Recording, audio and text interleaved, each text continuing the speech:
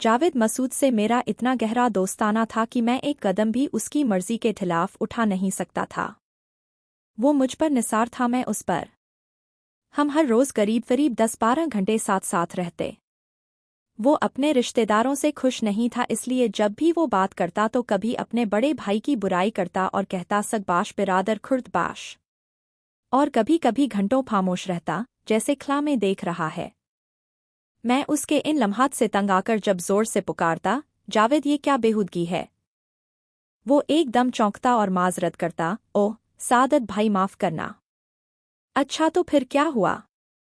वो उस वक्त बिल्कुल खाली उलझन होता। मैं कहता, भई जावेद देखो, मुझे तुम्हारा ये वक्तन फवकतन मालूम नहीं किन गहराइयों में खो जाना बिल्कुल पसंद नहीं। मुझे तो डर लगता है एक दिन तुम पागल हो जाओगे। ये सुनकर जावेद बहुत हंसा। पागल होना बहुत मुश्किल है सादत। लेकिन आहिस्ता आहिस्ता उसका खला में देखना बढ़ता गया और उसकी खामोशी तवील सुकूत में तब्दील हो गई और वो प्यारी सी मुस्कुराहट जो उसके होंठों पर हर वक्त खेलती रहती थी बिल्कुल फीकी पड़ गई। मैंने एक दिन उससे पूछा, आखिर बात क्या है, तुम ठहरे पानी बन गए हो, हुआ क्या है तुम्हें? मैं तुम्हारा दोस्त हूँ, खुदा के लिए मुझसे तो अपना राज न छुपाओ। जावेद खामोश रहा। जब मैंने उसको बहुत लौन तान की तो उसने अपनी जुबान खोली, मैं कॉलेज से फारिग होकर 1:30 बजे के करीब आऊंगा। उस वक्त तुम्हें जो पूछना होगा बता दूंगा।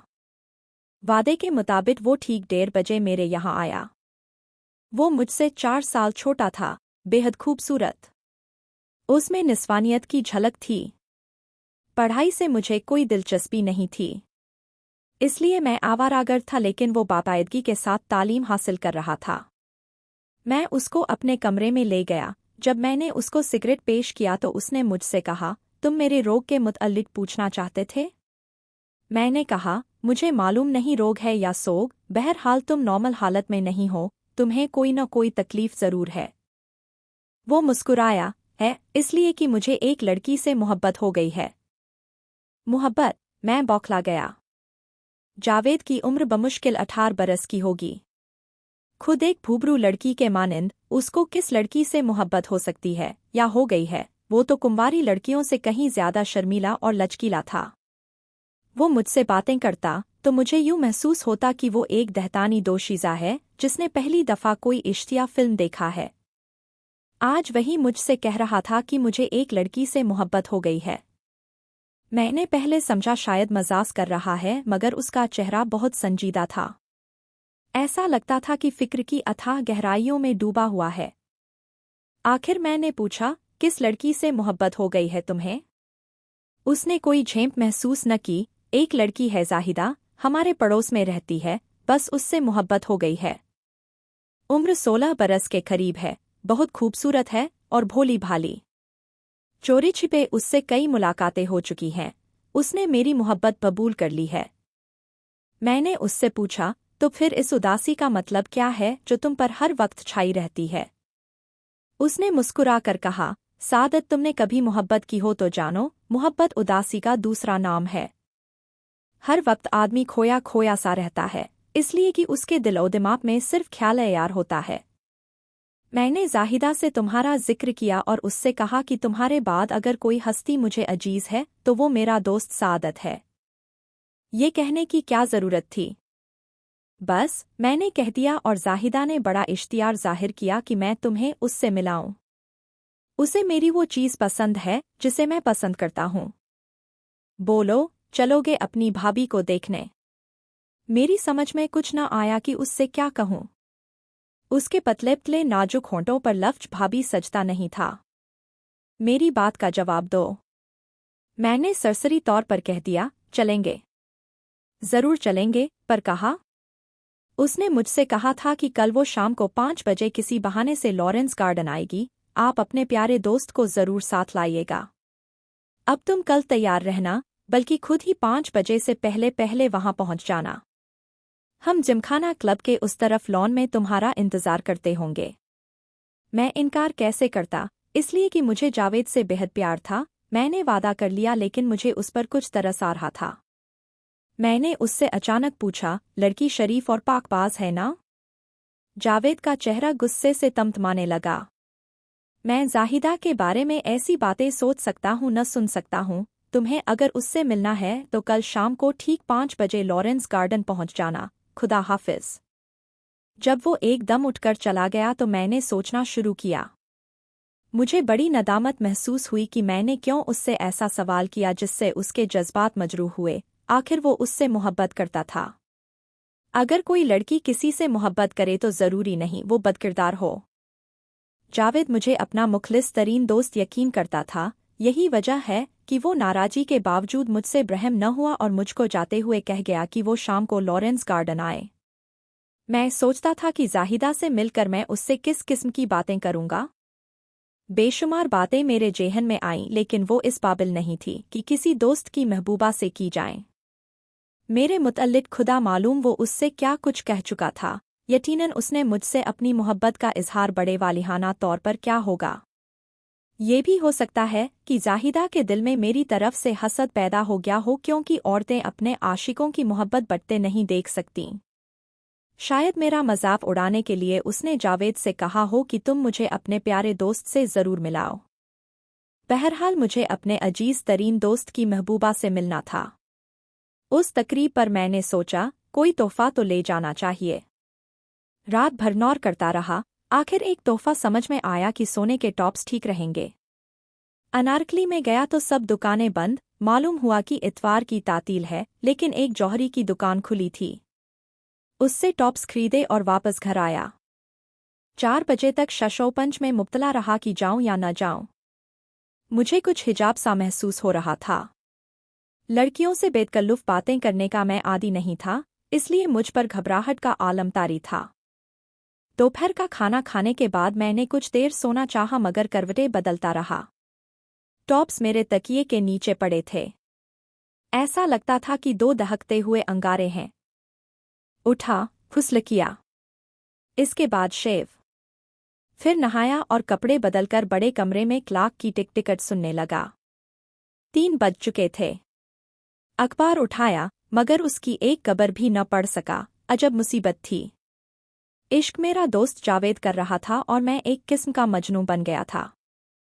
मेरा बेहतरीन सूट रैंकन का सिला हुआ मेरे बदन पर था। रूमाल नया, शू भी नए। मैंने ये सिंगार इसलिए किया था कि जावेद ने जो तारीफ के पुल जाहिदा के सामने बांधे हैं कहीं टूट न जाएं। 4:30 बजे में उठा, अपनी रेले की सब साइकिल ली और आहिस्ता आहिस्ता लॉरेंस गार्डन रवाना हो गया। जिमखाना क्लब के उस तरफ लॉन में मुझे जावेद दिखाई दिया। वो अकेला था। उसने जोर का नारा बुलंद किया। मैं जब साइकिल पर से उतरा तो वो मेरे साथ चिमट गया। कहने लगा, तुम पहले ही पहुंच गए, बहुत अच्छा किया। जाहिदा अब आती ही होगी। मैंने उससे कहा था कि मैं अपनी कार भेज दूंगा मगर वो रजामंद न हुई। तांगे में आएगी। जावेद के बाप की एक कार थी, बेबी ऑस्टिन। खुदा मालूम किस सदी का मॉडल था। ज्यादातर ये जावेद ही के इस्तेमाल में आती थी। लॉरेंस गार्डन में दाखिल होते वक्त ये अजूबाए रोजगार मोटर देख ली थी। मैंने उससे कहा, आओ बैठ जाएं। लेकिन वो रजामंद न हुआ। मुझसे कहने लगा, तुम ऐसा करो, बाहर गेट पर जाओ, एक तांगा आएगा जिसमें एक दुबलीपतली लड़की स्याह बुर्का पहने होगी। तुम तांगे वाले को ठहरा लेना और उससे कहना जावेद का दोस्त सादत हूँ। उसने मुझे तुम्हारे इस्तकबाल के लिए भेजा है। नहीं जावेद, मुझ में इतनी जुर्रत नहीं। लाहौल वाला। जब तुम नाम बता दोगे तो उसे चू करने की भी जुर्रत नहीं होगी। तुम्हारी जुर्रत का सवाल ही कहाँ पैदा होता है। यार, जिंदगी में कोई न कोई ऐसी चीज़ होनी चाहिए जिसे बाद में याद करके आदमी महजूज हो सके। जब जाहिदा से मेरी शादी हो जाएगी तो हम आज के इस वाक़े को याद करके खूब हंसा करेंगे। जाओ मेरे भाई, वो बस अब आती ही होगी। मैं जावेद का कहना कैसे मोड़ सकता था। बादले नरवास्ता चला गया और गेट से कुछ दूर खड़ा रहकर उस तांगे का इंतजार करने लगा जिसमें जाहिदा अकेली काले बुर्के में हो। आधे घंटे के बाद एक तांगा अंदर दाखिल हुआ जिसमें एक लड़की काले रेशमी बुर्के में मलबूस पिछली नशिस्त पर टांगे फैलाए बैठी थी। मैं झेंपता सिमटता डरता आगे बढ़ा और तांगे वाले को रोका। उसने फौरन अपना तांगा रोक लिया। मैंने उससे कहा, ये सवारी कहाँ से आई है? तांगे वाले ने जरा सख्ती से जवाब दिया, तुम्हें इससे क्या मतलब, जाओ अपना काम करो। बुर्कापोश लड़की ने महीन से आवाज में तांगे वाले को डांटा, तुम शरीफ आदमियों से बात करना भी नहीं जानते। फिर वो मुझसे मुपातिब हुई, आपने तांगा क्यों रोका था जनाब? मैंने हकला के जवाब दिया, जावेद।